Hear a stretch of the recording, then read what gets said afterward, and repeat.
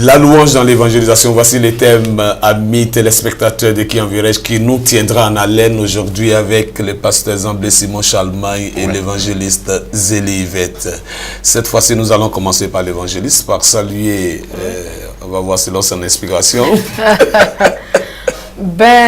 Salut à vous, que Dieu vous bénisse au nom de Jésus. Je voudrais réitérer mes salutations par rapport à toutes les personnes qui nous suivent depuis l'extérieur. Vous savez, c'est tellement encourageant de savoir qu'il y a des personnes qui sont connectées à nous tous les mercredis à partir de 21h. Que Dieu vous bénisse. Salut à vous Malawi, salut à vous Kinshasa, Burundi, Nigeria, Bénin et certainement d'autres nations encore. Que le Seigneur vous bénisse au nom de Jésus-Christ. Amen, amen. Alors les 4 P. Oui. Je voudrais à mon tour saluer tous ceux qui font leur premier pas dans le domaine de l'évangélisation, mais aussi leur premier pas dans le corps de Christ. Soyez fortifiés et sachez que la vie que vous menez doit être à la louange du Seigneur. Amen, amen. Voilà, donc comme je l'ai dit tantôt, aujourd'hui on verra la louange dans l'évangélisation. La louange, la place que tient la louange dans l'évangélisation. En quoi est-ce que la louange a sa valeur? Et donc ce sont des éléments qui sont souvent très importants et on va voir ensemble tout ce qui les concerne. Et pour ce faire, comme on a l'habitude, on va s'appuyer sur un texte biblique, Actes chapitre 16, versets 22 à 26. Actes, je précise, c'est dans le Nouveau Testament. Actes chapitre 16, tout à fait. Versets 22 à 26. Oui. La foule se leva aussi contre eux, et les prêteurs, ayant fait arracher leurs vêtements, ordonnèrent qu'on les batte de verges. Après qu'on les eut chargés de coups, ils les jetèrent en prison en recommandant au geôlier de les garder sûrement. Le geôlier, ayant reçu cet ordre, les jeta dans la prison intérieure et leur mit les ceps aux pieds. Vers le milieu de la nuit, Paul et Silas priaient et chantaient les louanges de Dieu et les prisonniers les entendaient. Tout à coup, il se fit un grand tremblement de terre, en sorte que les fondements de la prison furent ébranlés. Au même instant, toutes les portes s'ouvrirent et les liens de tous les prisonniers furent rompus. Amen. Amen. Amen. Amen. Voilà, on a dit tantôt qu'on allait parler de la louange et de l'évangélisation. L'évangélisation, on vous l'a dit à plusieurs reprises, c'est ce stade par lequel le chrétien est appelé à aller annoncer la bonne nouvelle de Jésus-Christ à tous ceux et toutes celles qui n'ont pas encore accepté Jésus comme leur Seigneur et Sauveur. Et nous disons que quand vous partez faire des campagnes d'évangélisation, en l'occurrence, parce que quelquefois, il y a des évangélisations individuelles, ce qu'on appelle les porte-à-porte, là, vous n'avez pas forcément besoin de louanges, sauf si le Seigneur vous convainc et si vous sentez l'inspiration d'utiliser la louange. Et vous allez remarquer dans les textes bibliques aussi que Jésus n'a pas toujours eu besoin de louanges quand il s'agissait d'aller proclamer l'évangile un peu partout dans les rues, en Israël et ainsi de suite. Mais avec le temps aussi, on a vu toute la place, la valeur et l'importance de la louange. Quand vous partez en équipe d'évangélisation sur un terrain nouveau, la louange peut vous aider. La louange elle-même, il y a une louange typiquement évangélisation. Mais toute forme de louange peut être utile. Pourquoi ? Parce qu'on dit souvent la musique adoucit les mœurs, de façon générale. C'est-à-dire que la musique a en elle-même des sonorités, des sensibilités qui permettent à l'être humain, du plus profond de son âme, où se trouve le siège de ses émotions, de se disposer à écouter cette musique-là, de s'ouvrir ou bien de donner une attention particulière à cette musique-là. Maintenant, quel est le contenu de cette musique? Ça, c'est une autre paire de manches. Ici, dans le texte biblique, on voit que Paul et Silas, ils étaient en pleine campagne d'évangélisation. Et pendant qu'ils exerçaient leur ministère d'évangélisation, il y avait une jeune prophétesse habitée par un esprit de démons, de pythons, la Bible précise, qui les harcelait. Et à un certain moment, Paul, ayant reçu le discernement nécessaire, a chassé le démon et ça a suscité une persécution contre eux, contre lui et Silas. Et ils ont été maltraités, malmenés, frappés, chicotés sérieusement. Ils ont été saisis et puis jetés en prison. Et quand on revient dans le texte biblique, à partir du verset 25, Hein, Yvette, tu vas nous relire le verset. Oui, au verset 25, il est dit ceci. Oui. Vers le milieu de la nuit. On dit vers le milieu de la nuit. Stop d'abord. Vous savez, la nuit, dans la parole de Dieu, c'est le symbole des difficultés, des ennuis, des problèmes. Là où on pense que Dieu n'est plus, là où on s'est dit qu'on a été abandonné par tout le monde. Vers le milieu de la nuit, hein, le milieu de la nuit, c'est pratiquement à minuit. Paul et Silas avaient été bien frappés et pendant qu'ils étaient couchés dans la prison, ils pouvaient se dire qu'avec les coups qu'on a reçus, vraiment, il faut bien se reposer, il faut tant. Mais ils ont senti un besoin vers le milieu de la nuit. C'est-à-dire en pleine difficulté, hein, dans le quartier général des ténèbres, et ils vont faire quelque chose. Oui. Donc, vers le milieu de la nuit, Paul et Silas priaient et chantaient les louanges de Dieu et les prisonniers les entendaient. Waouh! Ils ont été frappés, malmenés, maltraités, et à plusieurs coups, donc certainement blessés.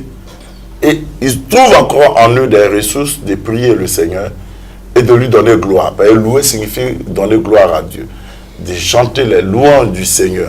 Et ils n'ont pas chanté dans leur cœur. Oui. Parce qu'on peut fredonner des chants. Et la Bible précise que tous les prisonniers les entendaient chanter ces louanges. Ils entendaient des paroles qui donnaient gloire à Dieu. Certainement qu'ils se disaient que mais ceux-là, ils sont comment? Après qu'ils aient été persécutés, au lieu de maudire leur Dieu, qui semble les avoir abandonnés, ils trouvent en eux des ressources de l'élever, de le glorifier, de l'exalter. Et puis, quelque chose va se produire, verset 26. Verset 26, tout à coup, c'est-à-dire de façon inattendue, imprévue, Dieu ne prévoit pas toujours ses actes. Mais en matière d'évangélisation, il va faire des surprises. Tout à coup, il se fit un grand tremblement de terre. Il y a eu un tremblement de terre, oui. En sorte que les fondements de la prison furent ébranlés. Les racines, ce sur quoi reposait la prison, le tremblement de terre allait jusqu'au fond, et puis a secoué tout, oui. Au même instant, toutes les portes s'ouvrirent. Les portes de la prison se sont ouvertes. Et les liens de tous les prisonniers furent rompus. Waouh! Je dis, tous ceux qui ont entendu cette louange adressée au Seigneur Jésus, ils avaient leurs mains et leurs pieds dans des chaînes, et les chaînes ont été brisées. Ils ont connu en même temps la liberté. Alléluia. Amen. En matière d'évangélisation, vous voyez ici, ils sont allés évangéliser. Il y a eu la persécution, ils ont loué. Quand on part évangéliser, souvent quand c'est une campagne d'évangélisation, je vous conseille de choisir, en fonction du thème de la campagne, de choisir des chants, des cantiques. Ça peut être des cantiques de chorale, ça peut être des cantiques de groupes musicaux, mais vraiment appropriés. Si on n'est pas dans des villes cosmopolites où on trouve un peu de tout, mais si vous partez dans une région précise, où par exemple on parle seulement du Swahili, il faut tenir compte de la langue que les gens parlent là-bas, et puis choisir des cantiques qui sont dans leur langue. Quand ils vont vous entendre chanter dans leur langue, ils vont sentir une sorte d'association, d'assimilation, et ça va leur ouvrir le cœur. Parce que quand vous prêchez à quelqu'un, tant que son cœur est fermé, il ne peut pas se disposer à écouter même le message. La louange va les attirer. Mais à travers la louange, en même temps, les paroles du cantique ou du chant doivent leur parler. Quelqu'un me dit quel est le rythme qu'ils doivent utiliser. Non, en matière d'évangélisation, tous les rythmes sont bons. Bon, quand je dis bon, je ne dis pas forcément que c'est ce qui devait être, mais on peut utiliser un rythme en fonction du milieu. Vous arrivez dans un milieu de drogués, par exemple, ou bien de personnes un peu déplacées ou quelque chose comme ça, des enfants de la rue, que vous commencez à leur jouer un reggae sur fond d'une musique de Bob Marley, ça va les attirer. Parce que la chose, c'est d'abord de les attirer. Quand vous les avez attirés, quand ils prêtent attention à ce que vous dites, alors le message peut les toucher. Mais pasteur, c'est souvent qu'on dit qu'il y a des rythmes qui sont diaboliques. Oui, c'est pas faux. Voilà, donc comment est-ce qu'il faut utiliser un rythme sous fond de reggae, sachant que le reggae... Mais vous savez que le diable, quand il était au ciel, il était l'un des chérubins protecteurs du trône de Dieu, mais il était responsable de l'adoration au ciel. Donc il a gardé la musique en lui-même. Mais ce n'est pas lui qui a fait la musique, c'est Dieu qui a fait la musique. Lui n'a fait que prendre ce qui est de Dieu et puis l'utiliser pour lui ses objectifs. Alors donc il faut nous les récupérer et puis les réorienter Et puis bon, Dieu fait le reste. J'ai entendu beaucoup de personnes critiquer certaines formes de musique, mais ce sont les mêmes personnes, quand tu commences à jouer, et comme ils ont critiqué, leur tête ne bouge pas, mais leur gros orteil, il faut remarquer, ça bouge souvent avec tous leurs pieds. Alors donc, il y a des façons d'être assez carrées et dogmatiques, il faut laisser ça. En matière d'évangélisation, Jésus est entré chez Zachée, ça veut dire beaucoup de choses. Jésus s'est laissé être oint par le parfum d'une prostituée. C'était 1 an de son salaire de prostitution qu'elle a pris et puis elle a mis sur Jésus. Ça veut dire beaucoup de choses. Donc, en matière d'évangélisation, je n'ai pas dit dans les églises où tout est solennel et tout est assez regardé, on est regardant sur la musique. Ça, c'est pas à l'église d'évangélisation. C'est dehors. Si vous n'avez pas un appât pour attirer les gens, vous allez vous fatiguer pour rien. C'est pourquoi souvent on va en évangélisation avec les chorales ou bien les groupes musicaux. Et puis on se rend compte que tout ce qu'ils jouent, ça n'intéresse personne. On joue seulement les chants qu'on connaît, sur des rythmes qu'on connaît. Et puis les gens ne viennent pas. Nous avons été dans plusieurs villages. Quand vous arrivez dans le village, les premières personnes qui vont venir, c'est parce que vous avez commencé à chanter. Et même quelquefois sans instrument de musique. Je me souviens, dans les premiers villages où on évangélisait, c'était Prissy, qui était notre chante. Et puis, la musique, c'était « en bas les mains ». Et puis, « pa, pa, en bas les mains ». « Pa, pa, en bas les mains ». « Pa, pa ». Mais c'est avec ça qu'on a commencé. Et puis, aujourd'hui, on a tout un matos. Et quand ça commence à attirer les gens se disent « c'est quelle affaire de « en bas les mains » ça ?» Et ils viennent. Quand ils viennent, on prend des chants populaires. Il faut prendre des chants qu'ils peuvent fredonner au moins, même s'ils ne connaissent pas toutes les paroles. Ah, Jéricho, ça c'est connu partout, même dans les bas, dans les maquis. Quand la personne commence déjà à fredonner ou à chanter, ça signifie que son attention qui était ailleurs est en train d'être orientée vers toi. Et quand la personne commence à s'intéresser à toi, alors tu peux placer maintenant le message. Et c'est alors que la parole de Dieu va faire son effet. Ça, je dis et puis je répète. Parce que souvent, on est parti avec de la louange et puis on est resté tellement dans notre précaré chrétien que les gens se disent, ça c'est pour les chrétiens. L'évangélisation, ce n'est pas pour les chrétiens. C'est pour les non-convertis. Paul dit, je me fais juif avec ceux qui sont juifs, grec avec ceux qui sont grecs, sans loi avec ceux qui n'ont pas de loi, quand bien même j'ai la loi de Dieu avec moi. Parce que quoi? Parce que je voudrais avoir l'opportunité de gagner plusieurs. C'est important, c'est fondamental. Vous ne pouvez pas aller vers des gens qui ont une certaine habitude musicale et puis ne pas les attirer à partir de leurs habitudes musicales. Vous allez faire déjà fausse route. Mais si vous avez pu les toucher par la louange, en ce moment-là, ils se disposent, vous allez prêcher et ainsi de suite. J'ai écouté le témoignage d'un grand mystique. À sa conversion, il avait 3 grands sacs de 50 kilos de fétiches. Wow. Il avait un gilet mystique. Quand il le portait, il pouvait ne pas uriner pendant 6 mois. Wow. Oui. Il dit c'est un grand mystique. Il n'y a pas dit les petits féticheurs qui blaguent les gens avec 100 000 francs. Un grand mystique. Et il avait une paire de chaussures mystiques. Quand il portait, il peut se dédoubler. C'est-à-dire il est à Abidjan, il est en même temps à Cotonou, il est aussi à Ouagadougou, en même temps, un être humain. Et il avait aussi une ceinture qui l'aidait, qui le protégeait. Mais au jour de sa conversion, il est parti à l'église chez le père Yahya Dion, que nous saluons, un des pères de l'église en Côte d'Ivoire. Et quand ils étaient encore à Yopougonga, et quand le monsieur, il a entendu l'évangile, ça ne l'a pas trop touché, que quand la chorale a commencé à chanter, si tu es vivant, il faut servir le Seigneur, car après la mort, ce sera trop tard. Bon, moi, on m'a refusé dans toutes les chorales, mais on dit de louer Dieu, c'est l'essentiel. C'est pas une affaire de belles voix. Donc, vous qui vous tordez de rire, soyez consolés par ma voix. Ok. Alors, donc, c'est ce cantique-là, quand la chorale a chanté, lui-même, il dit, quand il est rentré à la maison, Dieu a mis comme un magnétophone, et puis ça la musique, dans son esprit. Yes, la musique repassait.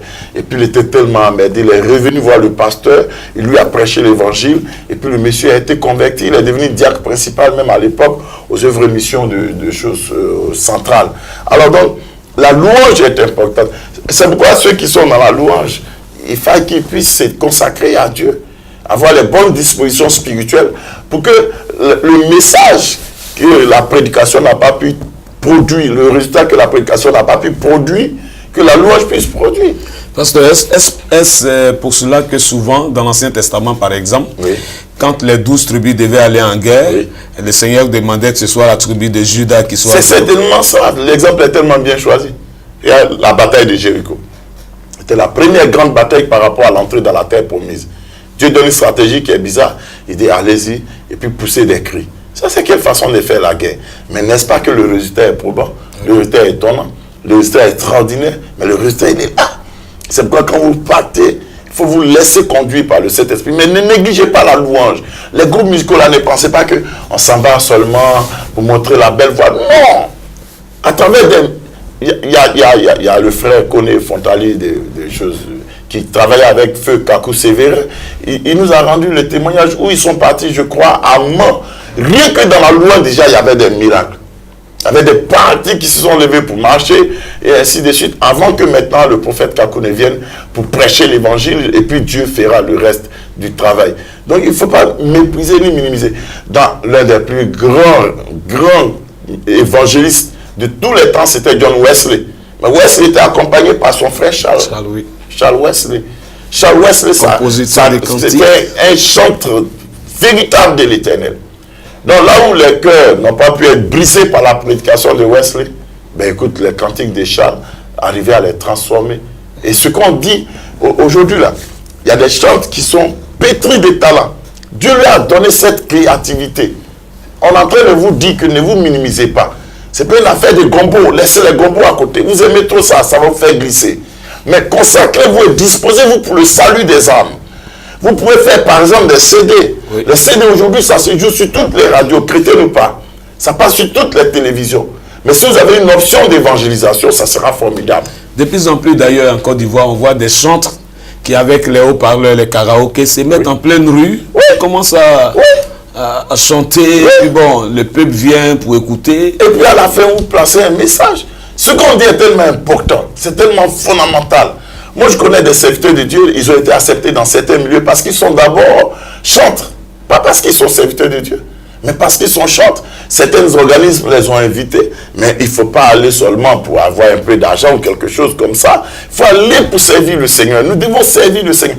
Didier, quand le Seigneur Jésus devait être crucifié, juste avant qu'il n'expérimente Gethsémani, la Bible dit qu'il chantait des cantiques avec ses apôtres. Wow. Ouais, il a chanté des cantiques. C'était l'une des rares fois où la Bible mentionne que Jésus a chanté. C'est-à-dire que les chants peuvent vous-même vous faire du bien, vous réconforter, vous encourager, et puis toucher le peuple qui est devant. Il ne faut pas négliger, il faut faire ça. Les petits conseils qu'on vous dit, il faut les mettre en pratique. Pasteur, il y a dans la Bible un verset qui me suscite un peu mon interrogation. Oui. Dans le psalmiste dit que Dieu siège dans la louange de son peuple. Oui. C'est vrai qu'on a l'habitude de le dire, mais est-ce qu'aujourd'hui, vis-à-vis de l'évangélisation, il y a une certaine façon d'appréhender les choses? Dieu siège dans la appréhender, c'est-à-dire? C'est-à-dire, est-ce qu'il y a une façon de comprendre les choses? Est-ce que c'est par rapport à l'évangélisation? Non, ce verset-là parle d'abord de l'assemblée des chrétiens, du peuple de Dieu. D'abord. Mais vous savez, tout ce qu'on fait en tant qu'élément pour nous fortifier, pour nous édifier, la finalité, c'est d'aller dehors et puis gagner des âmes. Quand vous lisez l'histoire de l'Église, dans Actes des Apôtres, au chapitre 3, 4, vous allez voir, surtout le chapitre 4, on dit que l'Église était persévérée dans l'enseignement des apôtres, dans la louange, dans la communion fraternelle, dans la fraction des pains. Mais le résultat de ça, c'était quoi? Que des âmes étaient gagnées et qui s'ajoutaient chaque jour à l'église qui était là. Alors donc, quand on dit que Dieu c'est dans la louange de son peuple, ça peut être d'abord en allant évangéliser. Nous-mêmes, nous avons besoin de louanges pour nous sentir forts. Et puis dans l'évangélisation, souvent quand vous gagnez quelqu'un à Jésus, il peut arriver que des démons qui le possèdent s'opposent à vous. Dans le combat, la louange peut vous donner encore de la vigueur. Parce que la louange attire aussi des anges. Et quand les anges sont là, ils vous aident dans le travail. Ce sont les anges qui se battent avec les démons et puis on voit toutes les agitations, créant les délivrances. Donc, Dieu c'est dans la louange de son peuple. C'est important à un certain niveau. C'est important pour le peuple de Dieu. Mais c'est aussi important parce que ça nous donne la force pour aller gagner les autres. Est-ce que vous voyez? Moi, j'ai été à un camp biblique à Didoko. C'est un village de Divo, c'est au sud-ouest de la Côte d'Ivoire. Ben écoutez, vous qui nous suivez, venez aussi visiter un peu la Côte d'Ivoire, ça peut vous faire du bien. Alors donc, on arrive au camp, et puis là-bas, eux, ils ont dit, cette année, ils ne vont pas payer des médicaments s'il y a un campeur qui tombe malade. À ma grande surprise, j'arrive, et puis il y a une campeuse qui est tombée gravement malade. Elle avait un problème au niveau de son ventre, et elle hurlait de toutes ses forces. Et puis, moi qui n'ai pas décidé avec eux, c'est à moi, ils disent, homme de Dieu va prier pour eux. À l'époque, je n'étais pas encore pasteur, j'étais un simple étudiant. Et on s'en va prier pour la dame. On était trois. La dame pleure de tout son corps. Tu sais, les femmes, quand elles veulent bien pleurer, elles savent bien le faire aussi, hein, avec toutes les tonalités, alto, soprano, toutes les gammes de pleurs. J'ai dit, ces pleurs, même, moi-même, me choquaient. Je ne savais pas par où commencer la prière. J'ai dit, bon, le minimum, c'est de combattre au moins le démon qui lui donne la maladie. Démon sort, démon sort. Quand il dit démon sort, c'est là que même le volume des pleurs augmente. J'étais désemparé, j'ai dit, dans mon cœur là-bas, Seigneur, c'est dans quel pétrin je me suis mis là. J'entends une voix qui me dit, il faut chanter. Je dis, chanter de mon toit, tu dis, on va chanter quelque chose. J'ai pris encore. C'est là que la situation même, la femme s'étreint partout. Les deux autres qui sont venus m'aider, et ils sont là et puis ils regardent. Lui, il vient d'Abidjan. C'est lui qui a fait délivrance. Didier, c'était chaud. J'ai pris encore, j'ai dit, Dieu, il fait quoi? La voix me dit, il te dit, il faut chanter. Bon, comme je n'avais plus le choix, j'ai fermé mes yeux fort. Puis j'ai commencé à chanter. Au début, c'était très difficile. C'était mécanique. C'était pas fluide. Ça ne coulait pas. J'ai chanté. J'entends la dame pleurer. J'ai chanté encore. Je l'entends pleurer. J'ai chanté. Bon, moi, j'ai bien fermé mes yeux. J'ai oublié tout. J'ai chanté jusqu'à ce que je ne me suis pas rendu compte que la femme ne pleurait plus. Mais mes yeux étaient fermés. Et puis les deux autres aussi, je ne les entends plus. Mes yeux sont fermés. Et puis il dit, Seigneur, qu'est-ce qui s'est passé? J'ouvre les yeux. Ni la dame, ni les deux autres, j'ai dit, alors là, je suis foutu. Non seulement elle est terminée seulement, maintenant ils sont morts jusqu'à les anges les ont pris. Qu'est-ce que j'ai dit aux gens de Divo? Didier. Donc c'est désemparé. Je sors et puis je rejoins les autres. Je ne sais pas par quoi commencer à leur expliquer que mais la dame pour qui on a prié, elle a disparu. Et puis les deux autres frères. Et puis, je vois la dame qui est assise tranquillement en train de causer avec les gens. Je dis, mais toi tu n'es pas sérieuse, hein? Elle dit non. Homme de Dieu, quand il était en train de chanter tout ça là, je ne sais pas, il y a quelque chose qui est descendu sur moi, mon mal. Il dit, mais moi, dis-moi au revoir avant de partir. Tu vois la force de la louange. Elle était guérie par la louange. Là où mes sort, on n'a rien pu faire. En matière d'évaluation, la louange est importante. Ouais. Et c'est pas une affaire de belles voix, je vous en prie. C'est une louange qui vient du cœur. Ouais. C'est une louange qui est sincère. C'est une louange qui exprime qui est Jésus, qui dit comment Jésus travaille, qui donne l'amour de Jésus, la grâce, la miséricorde de Jésus, la compassion de Jésus pour les âmes. C'est une louange qui doit se faire dans la langue de ceux qui nous écoutent. Et alors le résultat sera clair. Amen. À tous les groupes de louanges, à toutes les chorales, et une option d'évangélisation. Prenez-vous au sérieux et Dieu sera glorifié par vous. Amen, amen, amen, amen. Nous voulons donc, je crois que l'évangéliste Zélie va à quelque chose. Elle chante très bien. Voilà. Oui, je crois que les choses ont été tellement bien dites que bon, je crois que... Tu peux nous redonner quelque chose tout de même. Le pasteur a dit que tu chantes très bien.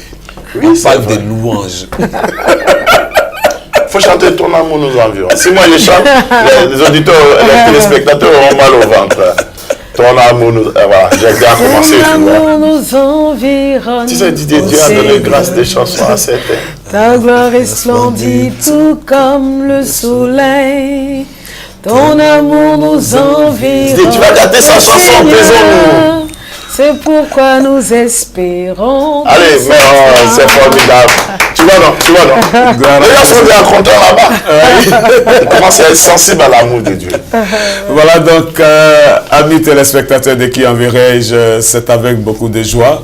Nous croyons que vous nous avez suivis. Didier, pour ceux qui seront un jour de passage à Abidjan ou bien en Côte d'Ivoire, oui, vous pouvez venir à notre quartier général. C'est à la cité Crème, à Aboubakro. C'est au carrefour Adiaké, Assini, après Bonois. C'est pratiquement à 45 minutes d'Abidjan, sur la route d'Assini que vous connaissez bien. Et nous sommes là, vous pouvez venir apprendre. Vous pouvez venir pour un temps apprendre et puis vous serez bien informé et puis vous retournez, faites votre travail d'évangélisation. Nous avons un camp biblique national que nous organisons du 26 août au 31. Sur l'évangélisation. Sur l'évangélisation. Dans le thème, c'est pas normal. C'est pas normal, ça c'est le thème. Et nous avons des ateliers tels que l'évangélisation par la louange, voilà, l'évangélisation, les combats spirituels, l'évangélisation au village. Donc tous ces thèmes-là vous seront donnés. Vous pouvez venir en Côte d'Ivoire, c'est du 28 août au 31. C'est au lycée Mami Adjoa de Yamoussoukro. Les tarifs, c'est 25 000 francs et 100 000 francs. Voilà. Et vous pouvez également nous suivre sur notre page Facebook, E-Classique TV. E-Classique en français. Voilà. Bon. E-Classique TV. Voilà. Et tous les samedis, de 10h à 14h30, nous avons des émissions en direct. Et chaque fois que nous avons d'autres enseignements, d'autres séminaires également, nous transmettons en direct. Voilà. Que Dieu vous bénisse. Soyez bénis, vos familles soient bénies, votre ministère soit béni, les chantres particulièrement et les chorales soient bénis. Amen, amen, amen. À la prochaine.